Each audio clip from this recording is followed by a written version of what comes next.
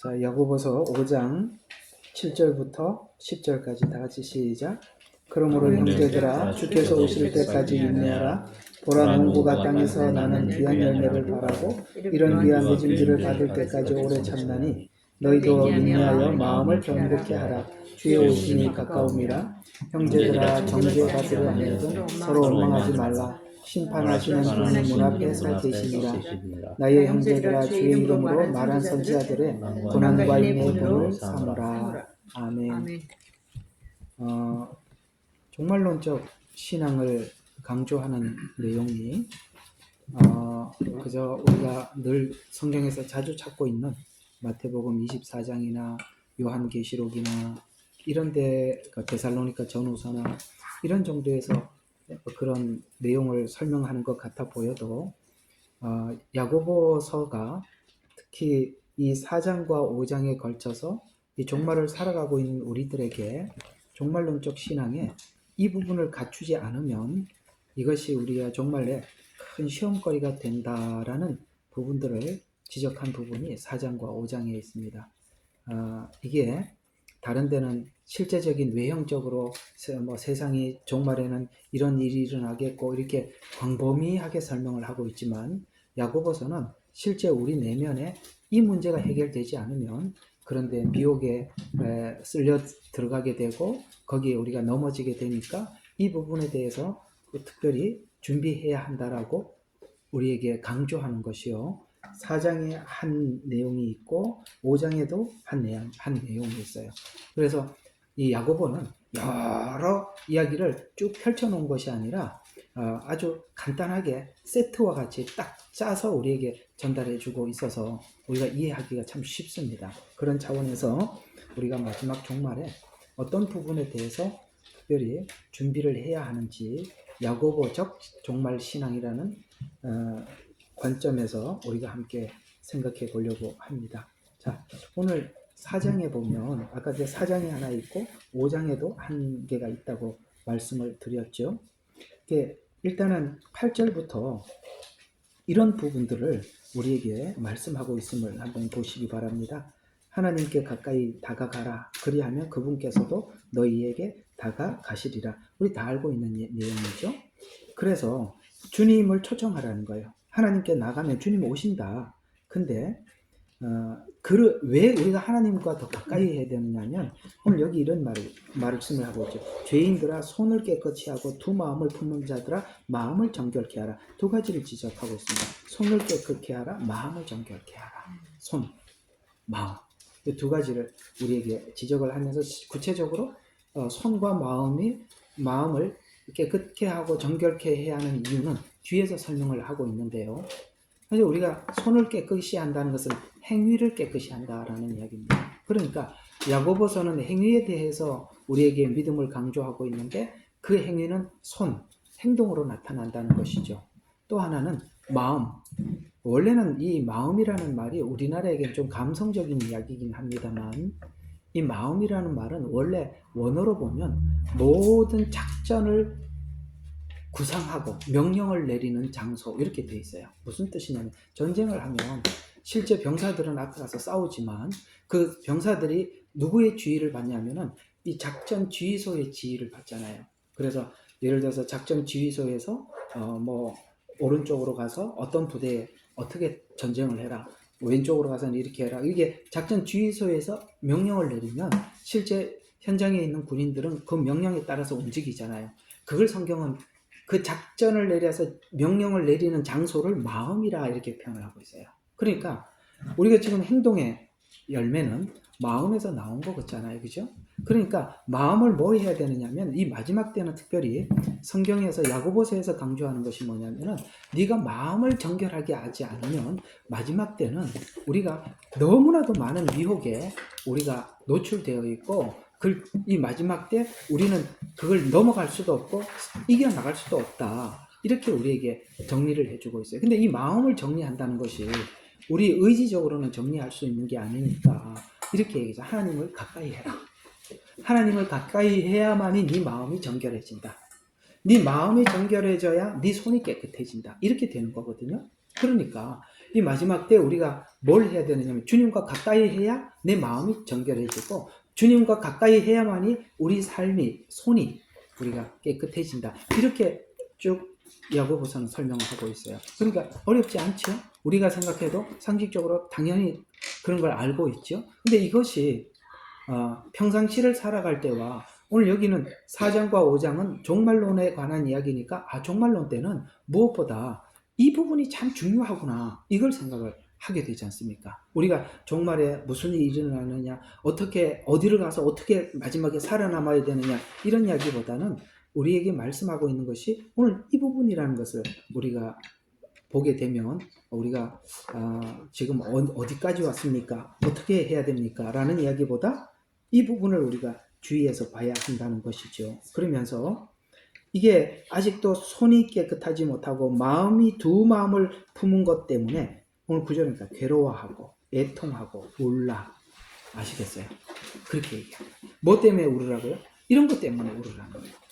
이런 것 때문에 몸부림치라는 거예요. 근데 우리가 진짜 종말에 대한 메시지를 전하다 보면 이런 부분에 대해서는 별로 관심이. 그러니까 제가 어쨌든 유튜브에 제목을 많이 올리는데 진짜 내가 이 사람들이 좀 많이 봤으면 좋겠다는 건 안 봐요. 근데 이거는 별로 그렇게 중요하지도 않는데 엄청나게 많이 봐. 그걸 보면 이 사람들에게 가만히 보니까 이 사람들은 신앙에 관심이 있는 게 아니구나. 그냥 예언에 관심이 있는 거구나.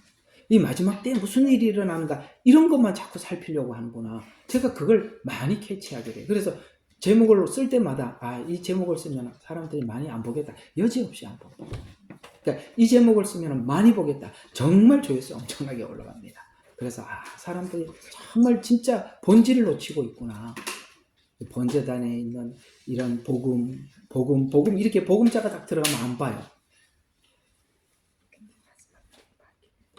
그래서 정말 이 야고보서가 이야기하고 있는 것이 마지막 때 이제 우상에게 절을 해야 하고 그다음에 그런데 강요를 받고 그다음에 표를 받기를 강요하고 이런 부분들을 우리 자신이 준비되고 지켜지려고 한다면 이제 아직 내 마음이 정결하지 못한 것 때문에 괴로워할 수 있어야 하고 애통할 수 있어야 하고 그렇죠? 울어야만 하는 것입니다. 그렇게 할 때 너희 웃음을 슬픔으로 너희 기쁨을 근심으로 바꾸라. 지금 웃음을 뭘로 바꾸라고요? 빨리 바꾸라. 슬픔으로 바꾸고 너희 기쁨을 근심으로 바꿔라. 아시겠어요? 근데 여기 왜 지금 웃고 있습니까? 왜 기뻐합니까? 그 뒤에 나와요. 뭐 때문에 기뻐하고 있냐면은 자기가 모은 재산 때문에. 오늘 이게 이제 나중에 마지막 종말에는 이게 우리에게 걸림돌이 된다. 그렇게 설명을 하고 있는 거예요. 이게 무슨 말이냐면 이 마지막 때는 우리가 정말 하나님을 의지하고 하나님이 공급하심을 기대하고 무소유자가 되어야 우리가 홀가분해요. 우리를 이렇게 붙잡고 있는 게 없다 이 말이에요. 이런 말씀을 안 들었으면 좋겠죠? 들어야 됩니다. 근데 야고보서가 우리를 그 부분을 명확하게 지적을 해주고 있기 때문에 그렇잖아요. 그래서 10절에 보니까 주의 목전에서 겸손하라. 주께서 너희를 높이시되 형제들아 서로 비방하지 말라. 자기 형제를 비방하는 자나 그 다음에 판단하는 자는 율법을 비방하고 율법을 판단하는 것이라. 만일 내가 율법을 판단하면 율법을 행하는 자가 아니라 재판관으로. 이게 자기 진단서. 그러니까 우리 뭐 하면 이렇게 진단하는 거 있잖아요. 내가 무슨 뭐 아픈가 안 아픈가 진단하는 거. 그 진단을 이야기하는 거예요. 네가 가지고 있는 말씀이 남을 판단하고 있느냐? 그 판단하고 있다면 너는 이 율법을 하나님의 말씀을 판단용으로 쓰는 것이다.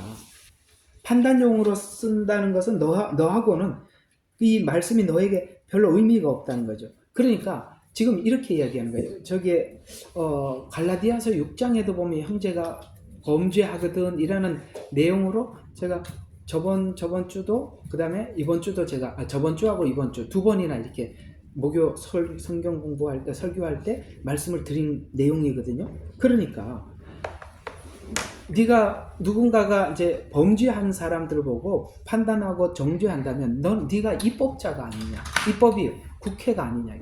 입법이 국회가 입법을 하는 곳이잖아요.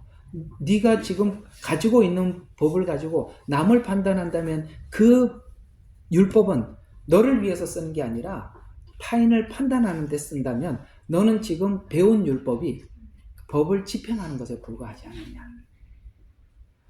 하나님께서 말씀을 주신 것은 우리를 위해서 줬는데 남을 판단한다면 네가 입법자냐? 이렇게 이야기를 하고 있는 것이죠. 특별히 이 마지막 때가 되면 사람들이 자기를 사랑하게 돼요. 자기를 사랑하면 자기를 사랑하기 때문에 더 많이 남을 정죄하는 거죠.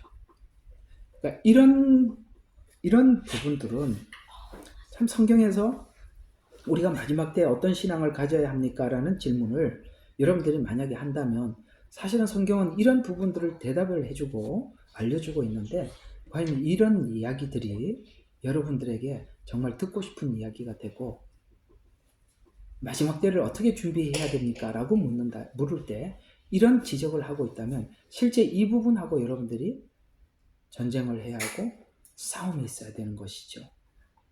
입법자는 우리가 아니라 하나님이시다. 그래서 12절을 보니까 입법자는 한 분이시니 그는 구원하실 수도 멸망시킬 수도 있느니라. 내가 누구기에 남을 판단하느냐? 이제 오라. 오늘 우리가 내일 우리가 어느 성읍에서 가서 거기서 1년쯤 지내며 사고 팔아 수익을 올리리라 하는 자들이여. 이게 뭐죠?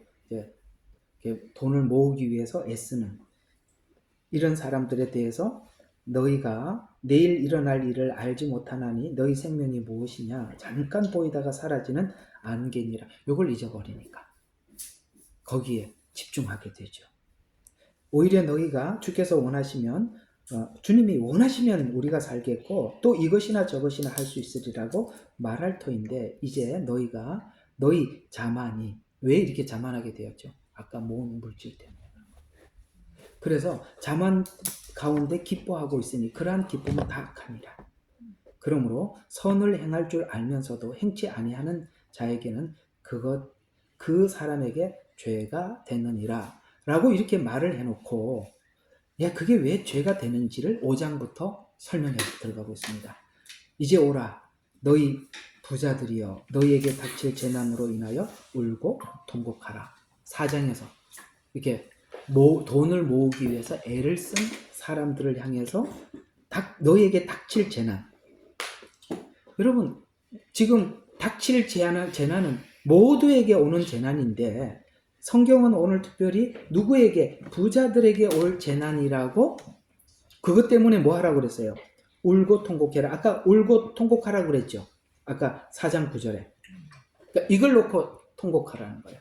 그러니까 여러분 디모데후서에 말씀하신 것처럼 마지막 때는 사람들이 자기를 사랑하고 돈을 사랑하고 이렇게 나오거든요.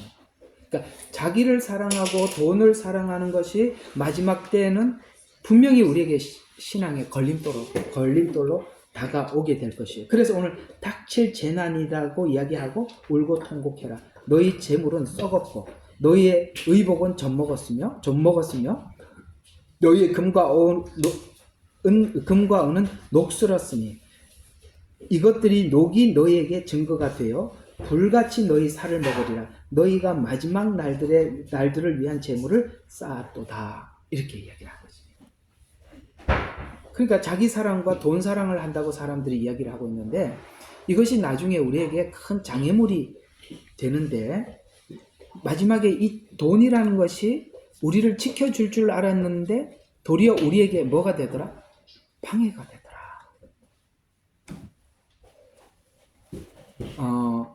그때가 돼서 정말 돈이 장애가 되는지 저는 한번 직접 겪기 전에는 과연 그게 장애가 될지 모르겠습니다라는 분들은 오늘 이 말씀을 듣고 믿으세요. 그게 장애가 된답니다. 야고보서의 종말로는 바로 이런 부분들에 대해서 준비하라고 말씀하고 있는 것이거든요. 왜 재물이 썩습니까? 이 마지막 때 이 재물이 우리를 지켜줄 수 없어요. 또 의복은 좀 먹었대. 모아둔 의복들은 좀 먹고 금과 은도 녹슬었어요. 이것들이 마지막 날들을 위한 재물을 쌓았도다. 자, 이 재물을 쌓기 위해서 그가 어떻게 재물을 쌓았는지 4절부터 6절까지 이야기를 하면서 이렇게 했던 모든 것들이 훗날 하나님 앞에 심판의 이유가 될 것이다. 자, 보세요. 4절부터 너희 밭에 추수한 일꾼들에게 속임수로 주지 않는 품삯이 소리 지르고. 여러분, 부자가 되려면 남의 것을 착취해야 돼요.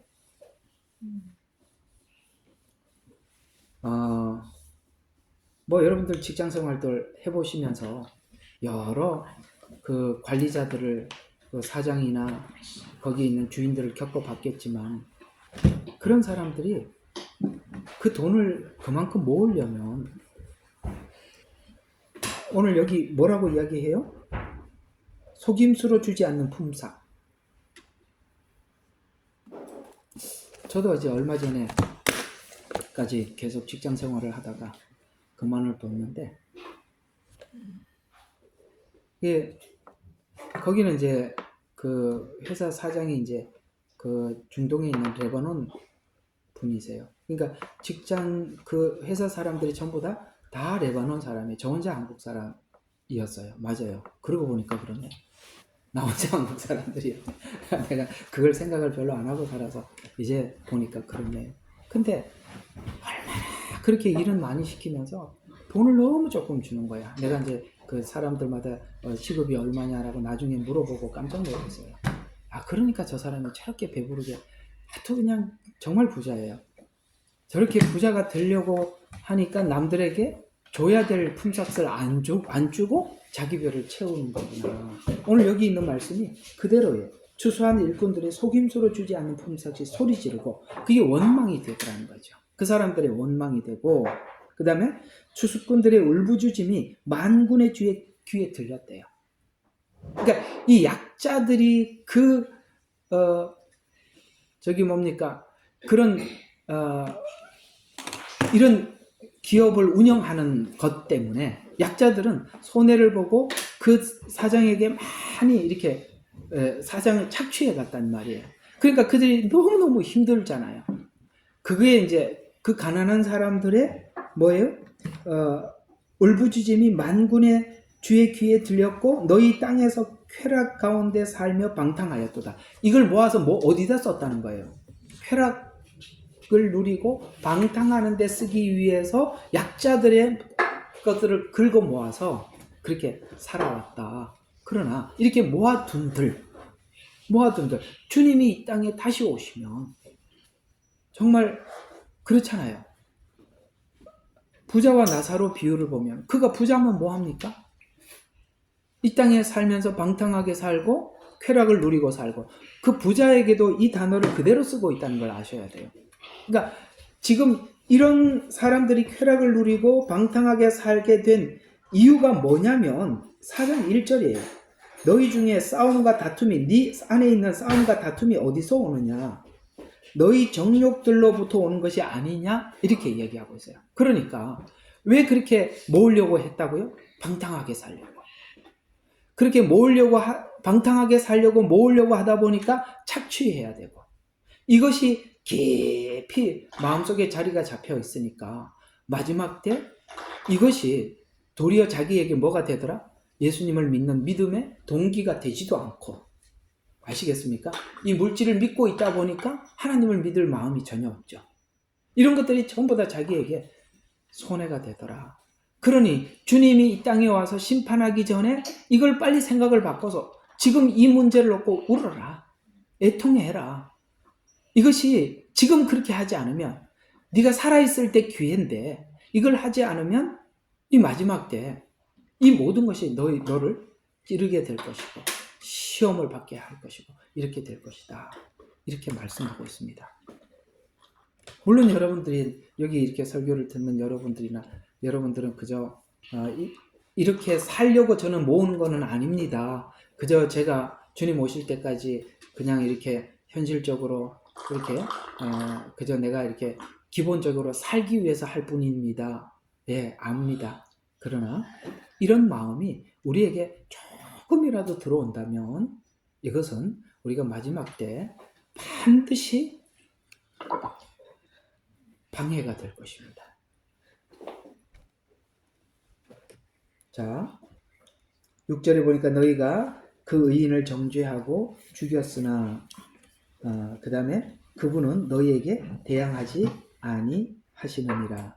그렇게 사는 것에 대해서 하나님이 지금은 대항하지 않고 또 거기 있는 그렇게 빼앗기는 사람들도 대항하지 않았어요. 그러니까 더 아까 여기 자만 가운데 기뻐하고 그러한 기쁨이 다 악하다라고 이야기를 하는 것입니다. 아시겠습니까? 사람들도 그렇게 하지 않고 하나님도 그대로 두는 거예요. 그러나 그 모든 것들이 자기에게 방해가, 신앙에도 방해가 될 것이고 마지막 하나님 앞에 서서 심판의 이유가 될 것이다 라고 이야기를 하면서, 자, 오늘 이 이야기가 어디서부터 시작된 이야기냐면 4장 11절부터 지금 여기 6절까지, 5장 6절까지 나오는 거거든요. 한번 여러분 4장 11절 보세요. 어떤 말이 나옵니까? 제일 먼저 형제들아 이렇게 나와 있죠. 그러니까 이 형제들이라는 말 한마디를 가지고 한 주제를 쭉 설명을 한 거예요. 돈의 노예가 되지 마라. 청지기가 되라. 만약에 네가 돈의 주인이 되고 그걸 모으기 위해서 애를 쓴다면 너는 이것이 마지막 때 너에게 장애물이 된다. 자, 하나는 뭐라고요? 물질에 얽매이지 마라. 이런 이야기가 되는 것입니다. 두 번째 우리에게 권하는 권면이 뭐냐면 7절부터 11절은 이 부분에 대해서 인내하라는 얘기. 요거는 큰 주제는 아니에요. 그러므로 형제들아라고 했으니까 11절에 있는 11절부터 5장 6절까지 했던 이 물질에 빠지지 말라고 한 것에 대해서 권면하는 거예요. 7절부터 11절은. 그러니까 좀 지나가고 또 한 가지 우리에게 이 마지막 때 우리 신앙의 장애물이 뭔지를 또 하나를 이렇게 설명을 하고 있습니다. 그게 5장 12절부터 있는 이야기예요. 도대체 두 번째는 어떤 이야기인가 한번 봅시다. 자, 12절. 나의 형제들아 무엇보다도 맹세하지 말라. 하늘로도 말고 땅으로도 말고 어떤 다른 맹세도 말지니 다만 너희는 예 할 것은 예라고 대답을 하고 그 다음에 아니라 할 것은 아니라 하여 정죄에 빠지지 않도록 하라. 이 이야기예요. 그러니까 맹세하지 마라. 그리고 예 할 것은 예하고 아니요 할 것은 아니요로 대답을 해라. 하나님 앞에. 이게 무슨 이야기냐면 이런 이야기입니다. 우리가 마음속에 아직도 그 죄성이 남아있을 때는 하나님께서 분명히 이것은 하나님 입장에서는 아니요라고 대답해야 되는 건데 끝까지 네라고 대답하고 싶은 게 있어요. 그건 여러분들 스스로 자기에게 물어보면 돼요. 예라고 하나님이 하라는 것에 대해서 분명히 하나님은 하라는 건데 나는 안 하고 싶은 게 있단 말이에요. 내 말 알아듣니 너도? 하나님이 하지 말라고 하는 건데도 나는 하고 싶은 게 있다는 거야. 근데 이걸 요렇게 도망가는 거야. 속이는 거야. 맹세로 속이는 거예요. 나 지금 하지 말라 그러는 거 하나님 알겠습니다. 그런데 지금 하고 있지만 내가 어디까지만 하고 그 다음부터는 안 하겠습니다 하고 맹세하는 것으로 도망가는 거예요. 우리 옛날에 혼날 때 막 맞을 때요. 저는 그래서 막 맞고 혼날 때 다시는 안 그럴게요. 안 그럴게요. 맹세하죠. 다시는 안 그럴 거지. 진짜 안 그럴 겁니다. 그때 안 그럴 겁니다 하고 끝났나요? 지금도 하고 있지 않나요? 그걸 맹세로 넘어가 버린 거거든요. 그 상황을 모면해 버리는 거예요. 그러니까 이런 식으로 도망가지 마라. 하나님 앞에 정직하게 하나님이 하지 말라는 것은 그냥 맹세하면서 다음에 안 할게요. 그렇지 않겠습니다. 이렇게 말로만 맹세로 도망가지 말고 하나님이 예라고 대답해야 될 것에 대해서는 예라고 대답을 하고 예라고 대답한 대로 계속 살아라. 아니라고 하나님께서 원하는 부분들은 네, 아닙니다라고 얘기하고 하지 않도록 계속 이걸 가야 되는데 아까 말한 것처럼 맹세로 넘어가 버리면 그게 계속 그 자리에서 맴돌게 되지 않느냐. 그래서 하늘로도 맹세도 하지 말고 땅으로서도 맹세하지 말고 유대인들은 성전으로도 맹세했었거든요. 그러니까 이런 것들은 전부 다 내가 하늘을 두고 맹세하노니 뭐 땅을 두고 맹세하노니 성전을 두고 맹세하노니 뭐 여러분 앞에 맹세하노니 이런 걸로 하지 마라. 이런 이야기입니다. 그래서 우리가 지금까지 이 맹세로 간 것들이 너무나도 많아요. 어떤 것들이냐면 정말 기도하고 우리가 늘 맹세합니다. 근데 그 맹세가 맹세로 끝났지 이어졌나라고 생각을 해보면 원점에 와 있구나 이런 것들을 보게 되죠. 여러분 야고보서는 우리에게 강조하는 부분이 뭘까요? 행위죠. 믿음이 행위가 되라 라고 말씀하고 있습니다. 그 행위에서 우리가 넘어서 도망갈 수 있는 것들이 맹세라는 것. 그래서 12절에 다시 나의 형제들아라고 하는 내용으로 한 주제를 다시 우리에게 설명해 가고 있는 것입니다. 자, 정리를 한번 해볼게요. 야고보서는 종말론을 설명을 하면서 종말에는 이런 현상이 나타날 거다, 이런 일이 일어날 거다, 이런 얘기를 하는 게 아니에요. 우리 믿음이 행함이 되어야 이 종말에 우리가 찾아오는 여러 가지 고난과 시험들을 극복해 넘어갈 수 있다라고 이야기를 하고 있으면서 특별히 이 두 가지 문제를 우리에게 지적을 하고 있습니다. 이게 구하려고 하는 마음, 그것이 우리가 이 종말에 도리어 우리에게 장애물이 된다. 우리가 마지막이 되면 될수록 하나님 앞에 무소유적 신앙을 가지고 이 마지막 때를 맞이해야 된다라고 이야기를 하고 있고, 또 하나는 우리 신앙을 지금 계속 게으르게 미루지 마라. 맹세하면서 도망가고 요리조리 빠져나가지 마라. 지금 그렇게 할 시간이나 상황이 아니란다라는 측면에서 이 두 가지를 지적해주고 있다는 것. 오늘 이 야고보서가 말씀하고 있는 이 종말론에 관해서 여러분들에게 좀 이해가 있기를, 또 이 부분에 대해서 아직 해결되지 못한 분들은 이 부분에 대한 깊은 하나님 앞에 성찰이 있기를, 어느 정도 성찰이 필요하냐, 애통하고 울고 정말 이 문제를 놓고 심각하게 하나님 앞에 나가야 한다. 그럴 때 우리는 가볍게 홀가분하게 하나님이 원하는 대로 마음껏 이 마지막 때 우리가 하나님이 요구하는 대로 따라갈 수 있다 라고 말씀하고 있잖아요. 마지막 때는 어쩌면 하나님께서 우리가 이해할 수 없는 요구들을 막 할 수 있어요. 이렇게 해라 저렇게 해라. 그게 익숙해야 되는데 이것 때문에 못하고, 또 이게 여기 걸려있고 저쪽에 또 팔이 묶여있고 한쪽에 또 다리가 묶여있고, 이렇게 하면은 하나님께서 뭐 하라고 할 때 하나님이 그렇게 하라고 하셨지만 지금 상황을 이렇게 얘기할 수 있는 형편이 아닌데, 우리가 홀가분하게 하려면, 여러분 우리가 언제 가장 홀가분해요? 무소유일 때 가장 홀가분해요. 그렇잖아요. 무소유일 때 홀가분하잖아요. 많은 것을 누리고 가지려고 하면은 이게 다 손발을 묶어 놓는 행위가 되지 않습니까? 바로 야고보는 이 부분을 우리에게 지적하고 있다는 것, 우리가 한번 마음에 새기고 한번 생각해보는 시간이 되시기를 주의 이름으로 축원합니다.